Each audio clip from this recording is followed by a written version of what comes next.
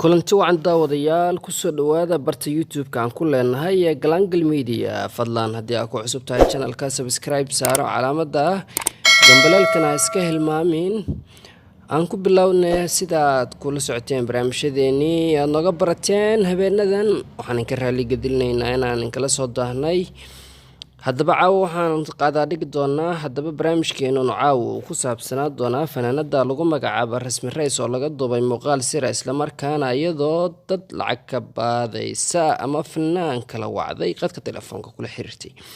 haddaba sidee arrintaasi u dhacday iyo qofka ay lacagta weydiisatay fanaanada lagu magacaabo Rasmi Reis oo la sheegay inay noqotay sanadadii u dambeeyay fanaanad uu isbaaro u taalo baraha bulshada isla markaana dadka ka wacda qadka telefoonka kana duubta cod kadibna dadka ku wargelisa inay lacag dhiibaan haddii aysan lacagta bixin ay muuqaalada hayso iyo codadkaba ay baahi doonto. haddaba waxaa la leeyahay fanaanada Rasmi Reis ayaa waxay arrintani dhig u tahay inay dadka sida lacag uga qaadato inay iskaga bixiso nolol maalmeedkeeda iyo guriga kiradiisa. haddaba sidee arrintani ku dhacday muuqaalka ugu horeeya oo ay ku sameeyay fanaanada lagu magacaabo Sadciye Simon oo ku sugan dalka Kenya ay ka duubtay muuqaalka isla markaana ay lacag ku weydiisatay fanaanka kale ama abwaanka lagu magacaabo Daahir Calasow oo kamid ah bahda saxaafadda ama wariyaasha ku sugan dalka dibadiisa ee qurbo joogta ah ayadoo u sheegtay Sadciye Simon haddii aysan muuqaalkan ama codkan aysan u dirin Daahir Calasow oo aysan lacag ka qaadin dhan $2,000 inay muuqaalka baahi doonto isla markaana Sadciye Simon ay muuqaalka ka dhex muuqatay iyadoo madax qaawan dhalooyin shiishada iyo qalab kalena ag yaalaan ayay ku sheegtay in haddii aysan lacag ka qaadin Daahir Calasow ay muuqaalkan baahi doonto isla markaana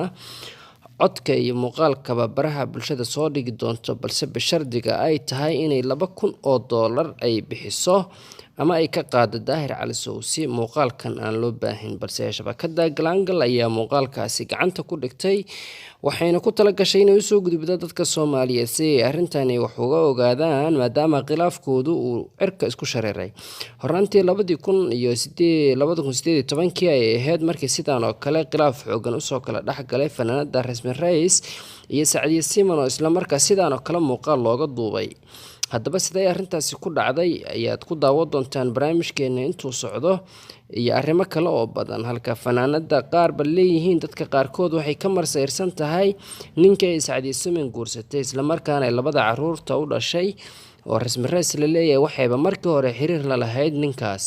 lama xaqiijin karo arrintan mana hayno meel ay ku caddahay xiriir kale oo la sameynay fanaanada Rasmi Reis iyo sidoo kale arrintan ku beeneeday inuu ninkaasi wax xiriir lahayn isla markaana ay soo dhaweynaydo markasta walaasheed jaceylkeeda cusub qoyskeeda intaba. haddaba barnaamijka ayaad ku dhageysan doontaan arrimahaas oo kale iyo oo faahfaahsan waxaana barnaamijka aad ku dhageysan doontaan codka laga duubay fanaanadaas lagu magacaabo Rasmi Reis iyo sidoo kale xiriirka aan la sameynay oo ay noogu sheegaydo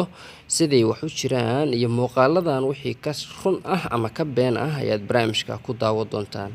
haddaba waa wax la yaab leh in fanaan uu waco fanaan kale isla markaana uu ka duubo cod sidoo kalena uu xujo uga dhigo oo shuruud uga dhigay inuu lacag bixiyo isla markaana uu ka qaado doono lacagta haddii kale uu baahi doono muuqaalada iyo codadka uu haayo intaba midaas oo la dhihi karo waxay dhabarjab ku tahay hanaanka fanka iyo sidoo kale waxay baalmarsan tahay hanaanka dhalinyarada iyo abwaanada Soomaaliyeed ay iskula xiriiraan waxaana hadda la leeyahay waxaaba shaki ku jira ama arrintani ay dib ku noqon doontaa in fanaaniintuba iskula xiriiraan qadka telefoonka haddii uu fanaankaas soo waca muuqaalna aad ku damin doontaaba iyadoo midaas ay ka baxday kalsoonidii meesha lagu qabay ayaa haddana dadka qaar waxay leeyihiin arrintani waa mid in badan soo socotay. waxaa sidoo kale ku daawan doontaan barnaamijka inta uu socdo halkan uu ka baxayo arrimahaas iyo kuwo kale oo faahfaahsan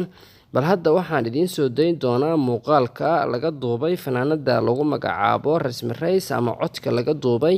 si aad u ogaato sida ay wax u jiraan iyo arrintaas oo faahfaahsan oo ay si aad ah uga falanqeyn doonto fanaanada lagu magacaabo Rasmi Reis oo la xiriirtay shabakada Glangal Media.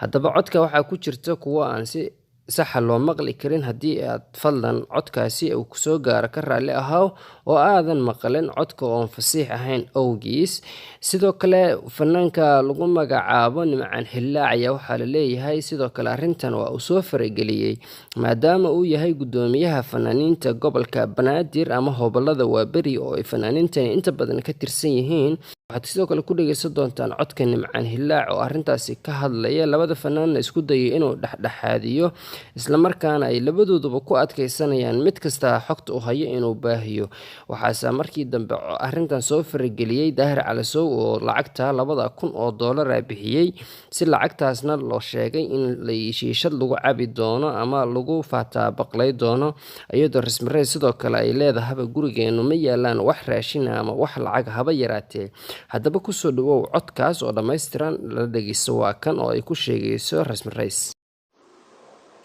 ma lagu aamini karo Jawhar sawirda dubte hadda adiga iyo macala shiishadii waa idin duubay, guriga qarash la'aan ka jirto, lacag la'aan ka jirto. maamaha waa ogtahay gurigeena uu ka dhamaaday Sacdiyooy Daahir Calasow oo noogu diray. maamaha Daahir Calasow wuxuu taagay gabadhi balwada bartay waa balwad caadi ah, waa maarad Daahir Calasow ka jabsana lacag $2,000 dan kugu helo Sacdi iska caadi way shiishad la ku qabatay adoo cadeysana ka tarafada arko.